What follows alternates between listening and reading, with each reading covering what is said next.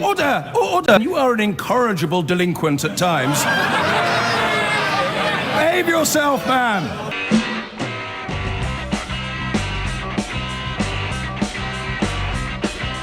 I've been going out with a girl, her name is Julie, but last night she said to me when we were watching telly. Natasha is in Addleston. Hello, Natasha. Hello, Iain. Hello. I just anyway, I just wanted to add that about Russian threat, whether it is real or not. I don't think this kind of provoking debate is really to the point. The thing is, even Russian airplanes are flying over or near UK borders or Estonia borders, take into account that UN carries on military training near Russia borders. So it's basically provocation. Many people call Putin. Well, hang on a second. Or, do you think that Russia isn't carrying out training in inverted commas near its western borders? Probably does. Well, exactly. Only in the response that UN military forces also carry on. No. Again, you've got the timeline totally wrong, Natasha. You're looking at it completely from the wrong point of view. Those troops have only gone to Estonia and Poland in response to the threat posed by Russia. It is as simple as that. And if you don't believe me, go and read up on it. Why do I need to read up on that? Because it might inform you if you did. And so hold on, Iain. The thing is, I know Russian history. I came from there, and I know the mentality of Russian. Nobody propagandas war against UK or other nations in Russia. All we are looking for, not we, they are looking for, is for cooperation. And this kind of propaganda, bad propaganda against Russia, is just basically... Tell that to the people of Georgia. Tell that to the people of Ukraine. You know, you need to really know more about what happened in Georgia and what happened really in Ukraine, because whatever is sold here is just basically what people need to know here. You really don't know what happened in Georgia and how it started and how... I've actually read quite a lot about it. I think I do know what happened there. So do I, and we know the information from different sources. Well, clearly, because you're just taking the Kremlin propaganda without even questioning it. Well, the same thing. The thing is, Iain, you know the news from here, and I know the news from both sides. Well, I if you hear say what so. people say here, and many people call Putin's regime, but nobody can define Putin's regime. What is Putin's regime? It's the sort of regime that goes around murdering journalists. That's how I would define it. Well, what journalists did he murder, and how many journalists were ordered on somebody else's order? I suspect. Well, what about opposition leaders that end up murdered in Russia? You think Putin has nothing to do with that? You think that's just coincidence, do you? For what opposition leaders? Opposition leaders? The traitors. Oh, they're traitors because they don't believe in Vladimir Putin. Anyone that speaks out against Putin, therefore, that deserves to end up dead. Is that what you're telling me? No, that's not true. Where does that come from? Well, that whoever talks about Putin, go ahead and talk about Putin. Go and stand against him. And there are a lot of candidates now who will stand against him. But they need to have a proper program for the country. You know, Putin. What about Boris Nemtsov, who I'm sure you will have heard of? He was murdered, wasn't he? An opposition leader. He wasn't really opposition. Boris Nemtsov was a very weak politician. He wasn't. He was a good man, but he was not opposition to Putin at all. Well, he was not opposition. Well, he was. He was a complete opponent of President Putin. Yeah, and he was shot dead. No, okay. I don't know what happened there, but Boris Nemtsov was not a strong opposition to Putin, not at all. Well, he absolutely was, and anyone can go and use Google to find out that I'm right and you're wrong. I don't know why you're trying to spread these lies on our radio station. I'm not saying lies, Ian. That's a bit strong word. What you're saying. Well, I don't. When you describe Nemtsov as not an opponent of President Putin, and I'm looking at various articles here. I mean, I don't know if you think the Independent newspaper is a product of Western propaganda, but it describes him as a leading opponent of President Putin. Are they lying?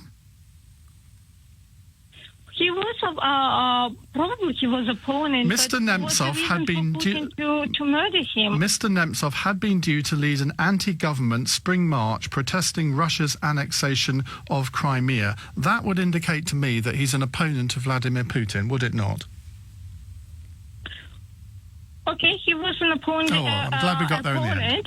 To Putin, but what's the reason for him to murder him? I don't understand. What's the reason? Because he was getting all powerful and very influential, and we know what happens when opposition leaders do that in Russia. They tend to find that they don't survive very long. Natasha, thank you. What do you feel about this then? Is there a role for UKIP now? Is this shambles indicative of the demise of the party? Sam in Stoke-on-Trent. Hello, Sam. Hi, Clive. Hi, what do you think about this? I'm a bit disappointed. I'm a UKIP member and I was heavily involved in campaigning for the referendum, and I'm not really sure about Henry Bolton, but I do want someone to say I'm not going, because basically he's guilty by association. So therefore, is Jeremy Corbyn going to be guilty of association for the acts of terrorists in Hezbollah? You've got Labour ministers that can't count, Labour Chancellor that doesn't know what the deficit is. Do you know what I mean? And I'm just sick of it. I'm just sick of people bowing to this. But it's very odd that, I mean, I take your point, because you could say, well, it's his private life and it doesn't matter, everybody's got a private life. But the fact that the entire national executive, all these senior people in UKIP, they're all resigning, they're all saying no confidence. Why are they all doing that if it's just private life? I don't know. I think the thing is, like I said, I'm unsure about him. I want someone. I'm just sick of the leaders. I mean, Paul Nuttall gets put through the ringer for, enhancing his CV a bit. Everybody does that. Every UKIP leader is going to go through the past, everything they've ever said with a microscope. And we know what he says. It's the establishment want UKIP to go away. They want to scupper Brexit. They want the same two-party duopoly, the scam, the two masks on the same face. That's what they want. They want UKIP gone and use any means. And I'm just sick of, say we get a leader, and then I want a leader who's got a bit of backbone, like Trump. I mean, the abuse and negative stuff Trump's taken in his family, and he's staying strong and he's trying to do what he promised to do, the American votes. We need some of that, and I'm just sick of the infighting and then people just bowing out. But I say it, I don't think that it's a fair level of scrutiny. I don't think that anyone else would be put through with the level of scrutiny that a UKIP leader put through, because the establishment and all the ties into media want UKIP gone. And I would say this end of UKIP. It's not the end, because you know what? All leaders do get this scrutiny. It's UKIP itself that is damaging itself, isn't it? It's the party who are throwing him out. No, not really. It's the hysteria. They should. I think what UKIP have done wrong. But that would be true of any leader. If it was Jeremy Corbyn or Theresa May, any of them, if any of them had had dumped their wife and had an affair, any party leader would be in the papers. Can you imagine?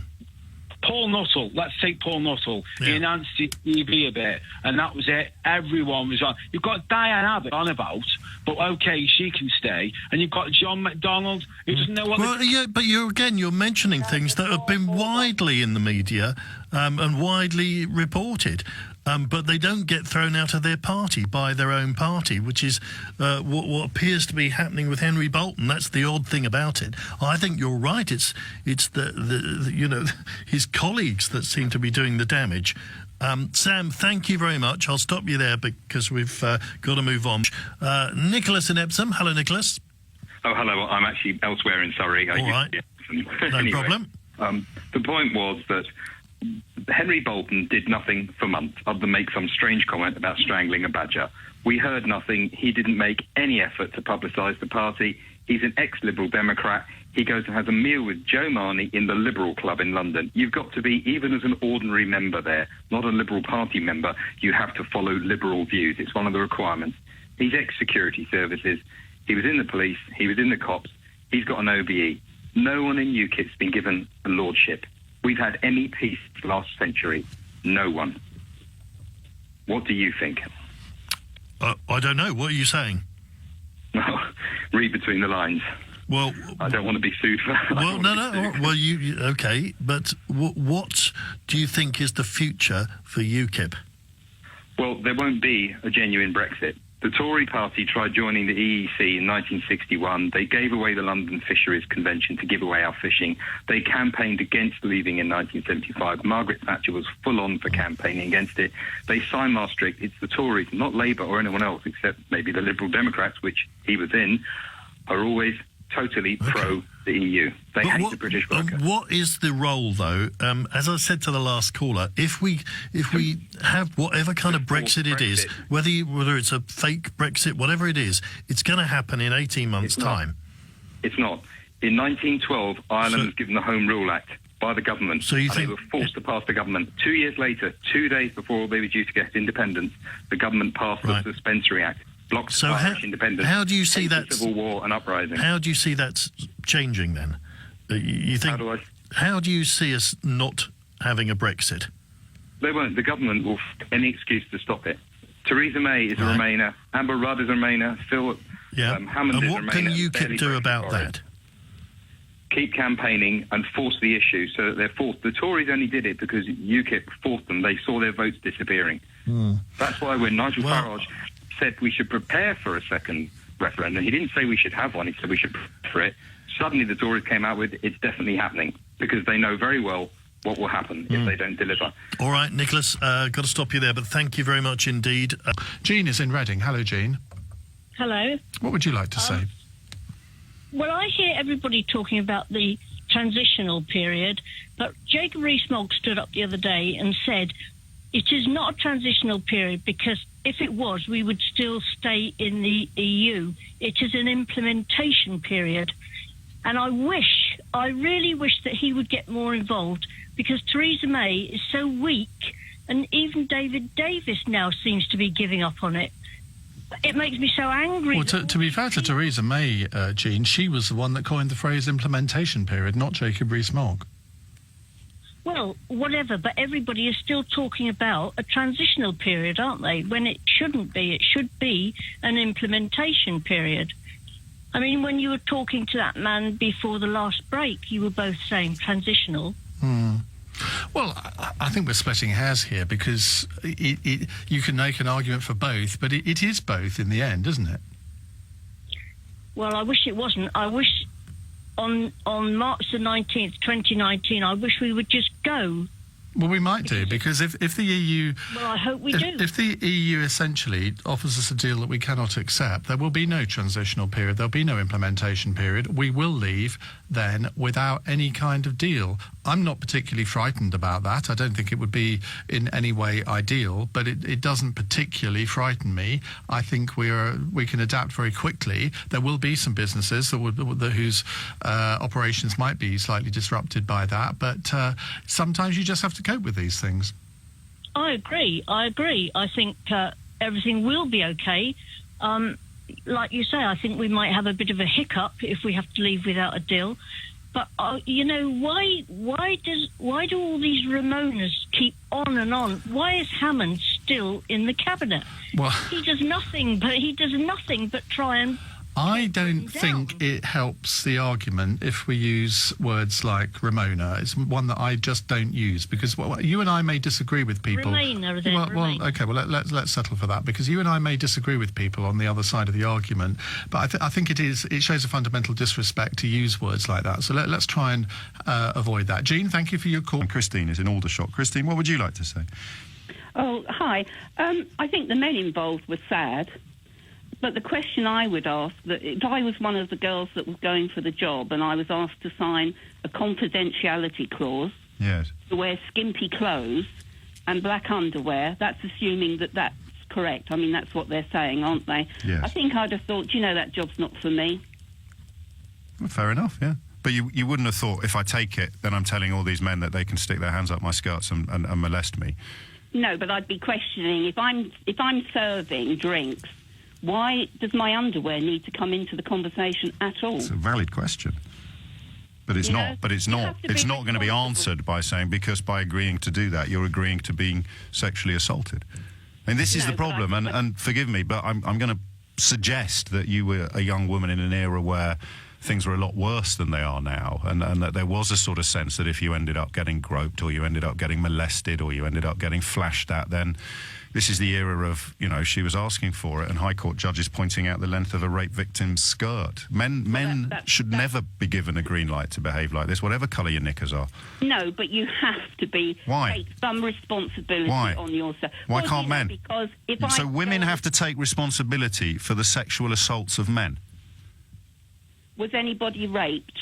I didn't say. No one said rape, Christine. Guard on the doors, and those women were unable to say, "I'm sorry, but this really isn't for me. I'm off." Well, but they had their phones confiscated, and they wouldn't have got paid if they'd done that. But no, of course there was no armed guard. Let's go back to the question I asked you. Just explain to me why you think women should take responsibility for sex offenders, male sex offenders. No, I haven't said that at all. Well, what did you mean when you said women have to take some responsibility? Why would your underwear come into the conversation? Yeah, we've covered that. So when you said women have to take some responsibility, what would you go on to say? Women have to take some responsibility for? Well, for making sure that they keep themselves safe. From what? From whatever may happen in the world. So they are. You do think they should take responsibility for sex offenders? Now who's apparently got a website going because she was offended because a chap said to her, "Cheer up, love." Yes, we're talking about women being sexually molested. Why are you talking about a Facebook page? No. Because so let's try once more, Christine. Just when you said women have to take responsibility for... yes, exactly. You have to keep yourself... There is a degree where you have to keep yourself safe. From what? If you go out and get drunk... From what, Christine? From whatever might happen to you. Okay. If you go out and get drunk... So women do have to take responsibility for sex offenders? If you go out and get drunk, yes, then you may not be in a position to protect yourself. Well, that's clearly true for everybody. World. Well, it's not a perfect world, but if you want to improve it, then you put the onus of change upon the people... Let me finish, Christine. Go back to my point. Why, if you're going to be a hostess at a party, at a charity do, would your underwear be part of the condition of you getting the job? I have no idea. It would suggest a degree of lechery, of ogling, of an ogling nature, and the possibility that someone might get a glimpse of your undercrackers, which isn't something I'd want to be involved in, or something that most women I know would necessarily want to be involved in. But what you've done, and with the greatest of love and respect, what you don't realise you've done is put the onus of responsibility upon the women who are victims of sex crimes.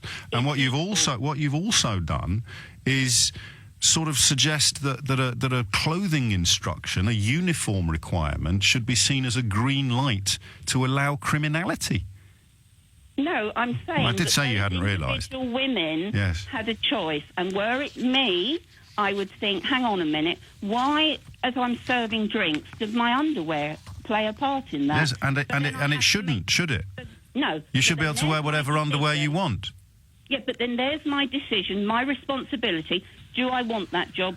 Yes. Possibly so here's what you are doing, and you're far from alone. An awful lot of people will be doing this, and it will be partly linked to generation, but not entirely. What you're doing is saying men will always be lecherous, inappropriate, and criminal. Men will always go around grabbing women by the Donald Trump, and you respond to that by telling women that they need to change the way that they behave. That is the conversation we've just had. I fully appreciate that it doesn't sound like that to you, but we've had a conversation about men sexually assaulting women, and you have phoned me up to tell me that women should behave differently. Do you recognise that, Christine? You have a responsibility to look after yourself. Yes, we're saying the same thing to each other. It's just that only I can realise it. You phone me up to say, in the context of industrial-scale groping and sexual assault, you phone me up to tell me that women should behave differently. Women have a responsibility to protect themselves. Yes, by behaving differently.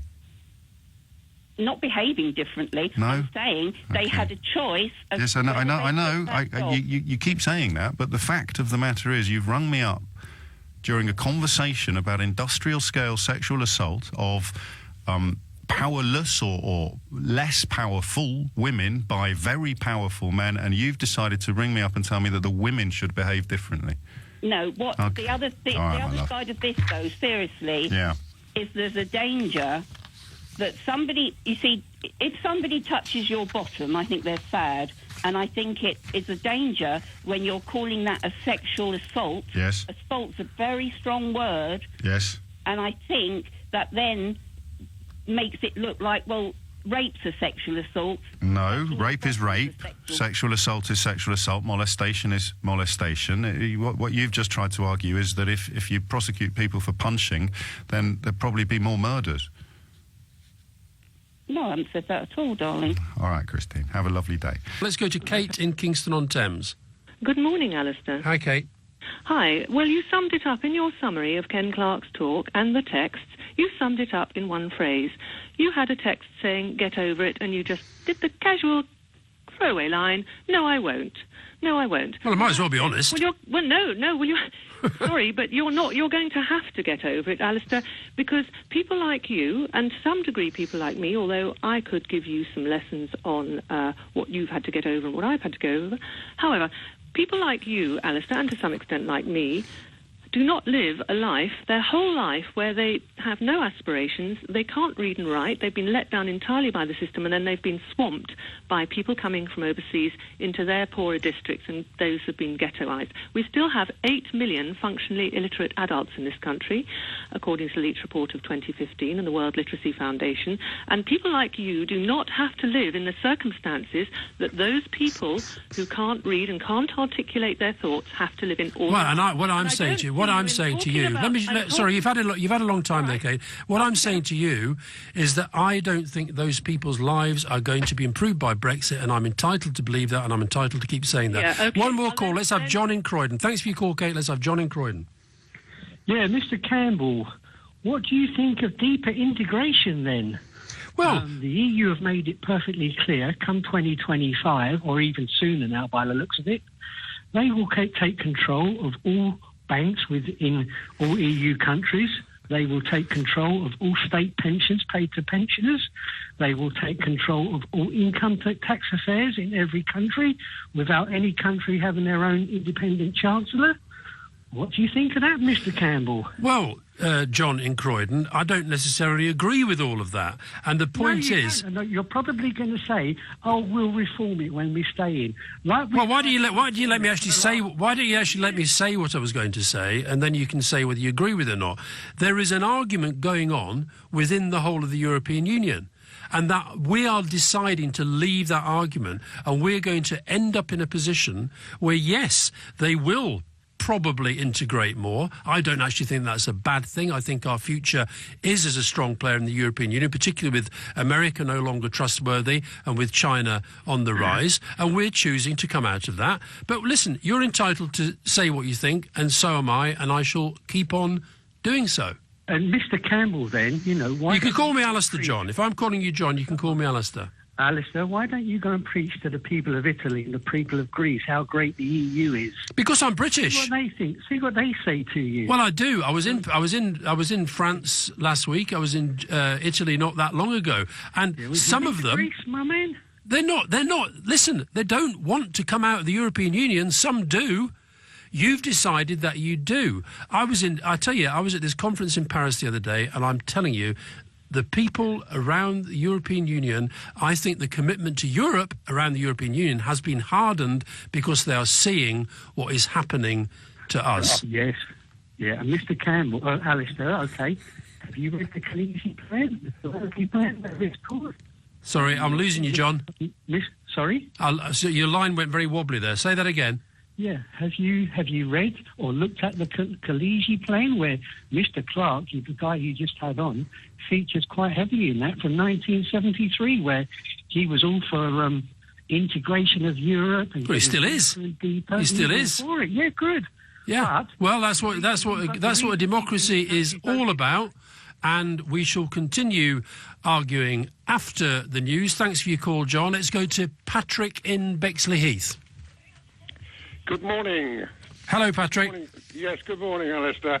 I don't like your politics. I'm not particularly keen on you, actually. OK, fair enough. I love you.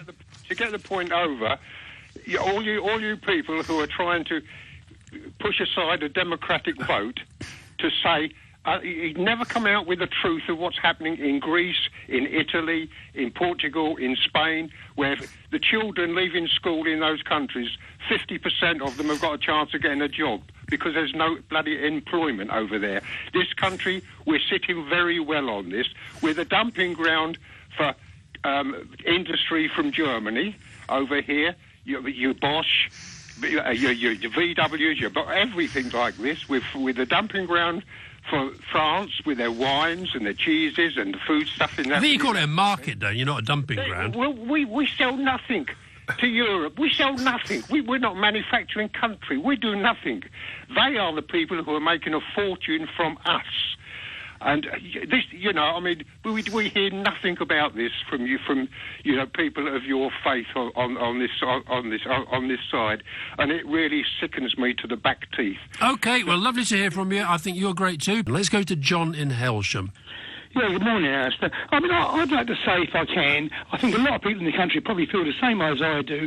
We've had basically 40 years of bad government from both Labour and Tory. Equally between them, they both have to take responsibility for the state of our country, and I think it's a lot worse now than it was 40 years ago.